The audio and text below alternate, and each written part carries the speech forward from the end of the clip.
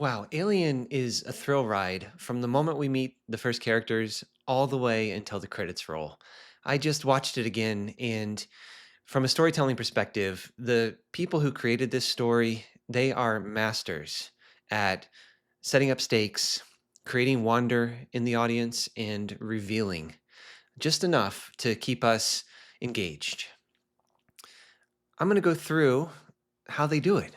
I'm a storyteller and I love seeing what works in all stories. And in this particular film, boy, it is a masterclass in in suspense. And so I'm going to go through it moment by moment or key moment by key moment to describe some of the ways and the things that work to keep me on the edge of my seat and to build those stakes until that very last scene, that last conflict between Ripley and the alien. So we're going to dive right in. In the very beginning, you'll see this pattern all throughout. In the very beginning, we know nothing. All we know is that there's a spaceship. And then they zoom in and we see that there's a spaceship with people on it, 7 people. And those 7 people get woken up by a computer. We don't know anything about these 7 people, but the storytellers create a familial environment. So everybody knows each other, and we find out, oh, they've been working together for a long time. And they believe that the reason they were woken up is because they're pretty close to home. These people have been hibernating on a spaceship for a long time, and the plan was to go home. But we find out that no, they're not actually on their way home. They're only about halfway to home, and the reason that they were woken up is because there is a human distress signal. So you can see that pattern where we get to know these people and we get just enough information to know what the situation is. They set the stakes of, oh, this group of people thinks that they're close to home, but no, they're actually woken up because of a distress signal. And then as they investigate that distress signal, what do we find out? Oh, it's as they kind of land on the place, they find out this isn't a human distress signal. This is actually an alien distress signal. And then we're introduced to some of the atrocities of the alien. And slowly we move through this kind of building of stakes where the crew of 7, through no fault of their own, they actually are in a situation that they have to survive. This alien life form is so dangerous that it's going around and it's killing humans. It's killing them off once at a time, one at a time. There's this monster that they've taken in to their ship, and that presents this massive risk that plays out all through the film. This monster, by the way, is the worst possible thing that these storytellers could create. When you cut its finger off, it's got acid for blood, and that acid can actually kind of bore through metal. And so there's a risk that if they actually kill these things, the acid will rip a hole into their ship, which could jeopardize their lives if they're out in space. And so they increase the stakes all throughout this film. I want to talk a moment about Ripley.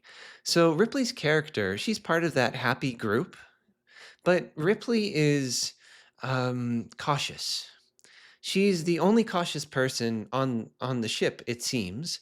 Everybody else kind of shoots from their hip, and they do what they think is right, regardless of the instructions or the protocol. And throughout this film, Ripley just kind of says, "I told you so. Don't do that. Don't do that. Don't do that. I told you so. Oh gosh, look what you've done." And then we find out at the end of it that her cautious nature, as she moves from being happy to a survivor, her cautious nature is the one thing that keeps her alive, whereas the rest of the crew who don't have that trait ends up being um, killed, for lack of a better term. So that's kind of Ripley's character arc, and it's a bit of a shallow character arc. When we have a shallow character arc like that, I have a hard time finding that 5-second moment of change because we just see her slowly say, "Don't do that," and then at the end, she's just a person who survives, and she's had this incredibly traumatic experience. So she goes from happy to being in a traumatic event and then surviving that traumatic event. And so that's kind of how she moves through. So back to the story where we're talking about stakes and suspense. We this the storytellers slowly reveal things. And so another example of that, we have this alien roaming around, right? We've got all these humans hunting this monster, trying to just kill it so that they can survive. And and we find out that there's this guy named Ash who's really interested in studying this alien. And they slowly reveal that the distress beacon, the beginning, the first half of the story, that the company actually knew about that distress beacon, that the company knew that there were other life forms there, and that this person, Ash, was actually sent on a mission to go and retrieve that alien life form and bring it back to Earth so that the company could study it and make money from it.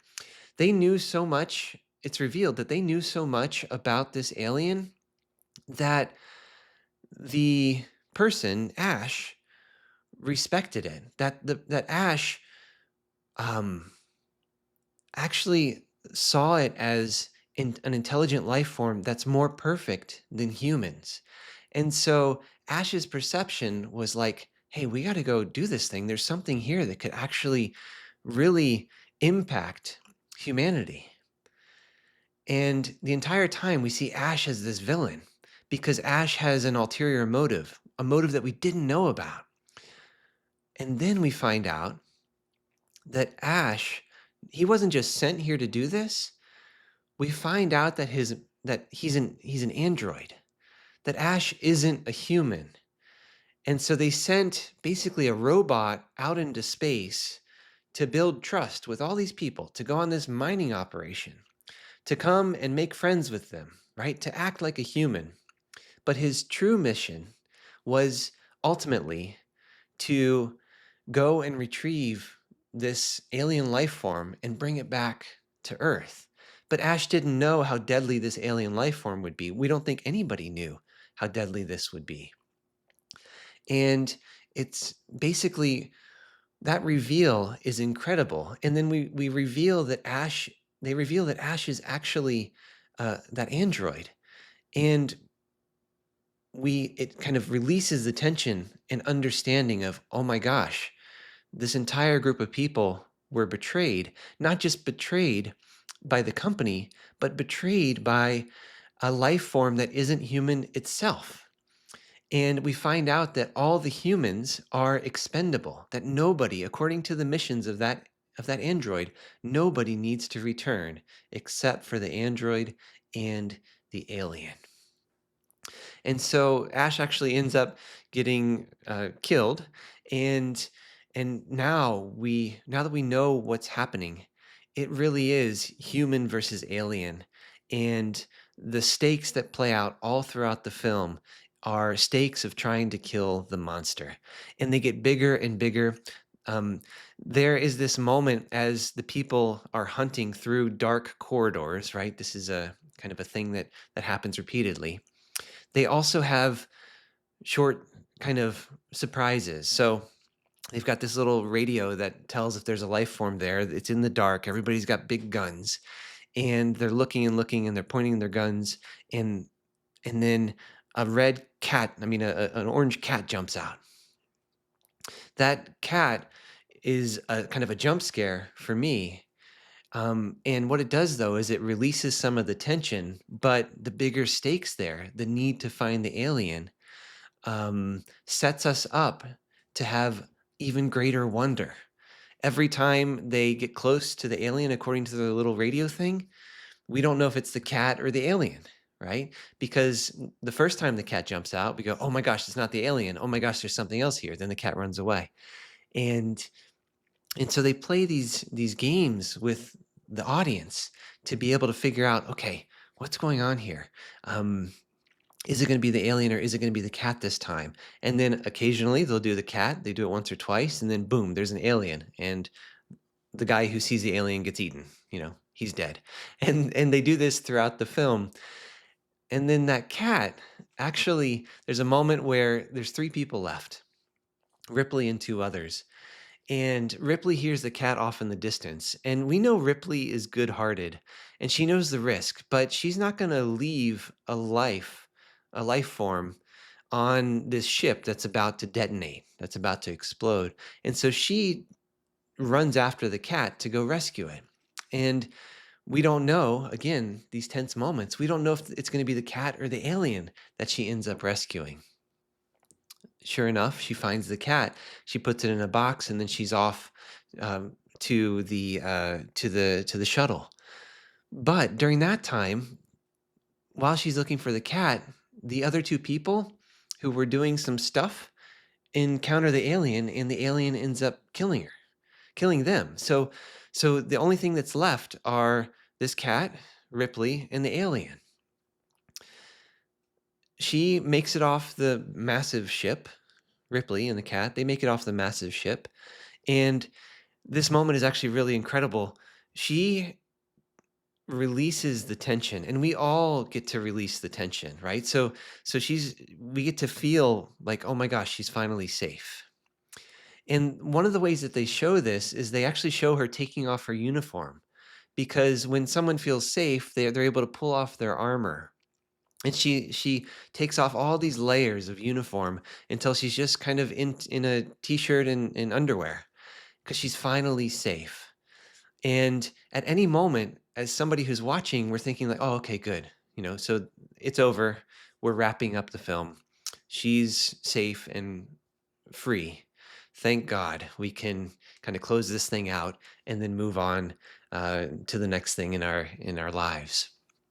But they do this awesome reveal where Ripley, who's completely like stripped of all of her armor, she's in her underwear, and she sees the alien. She doesn't, like, it's not a dangerous thing that she sees. She just sees the presence of it. And she slowly uses her skills to put herself in a situation where she can confront it. So she actually puts new armor on. It's a spacesuit this time because she's clever. We don't know what she's going to do. She puts on a spacesuit, and then she finds a way to get the alien to extract from its hiding place on the shuttle, and then she sends it out into space, where it gets burned up by the engine. She closes the door, and then finally, after this last final conflict, she's safe. And then that film quickly finishes up. So she goes into the incubator with the cat. She starts the incubation process, and we know that she's finally heading home. So we can see throughout each of the stages of this film that they increase the stakes and increase the tension, and then they do resolution. So that scene that I just described, she's blown up the ship. We're pretty sure the alien's on it. She literally takes off all of her armor, gets down to her underwear, and we're all sitting here watching, going, "Oh my gosh, finally it's over." And then no, they have to do it one more time. They have to figure out how to reveal that, nope, this alien is so intelligent. It understands the self-destruct message. It understands what's happening. It stows away in the shuttle, just like a human would, so that it could survive. And then boom, they hit us with that final conflict. It's, oof, wow, it's wonderful. And I hope that this review, this discussion of what works in the character arc, I hope that it shows you how masterful these storytellers are, and it inspires you to look at movies a little bit differently, possibly even watch Alien or Aliens again. I really loved watching this film and making this review for you. I am learning a ton as I go through this process, and I hope to see you next time. Thanks.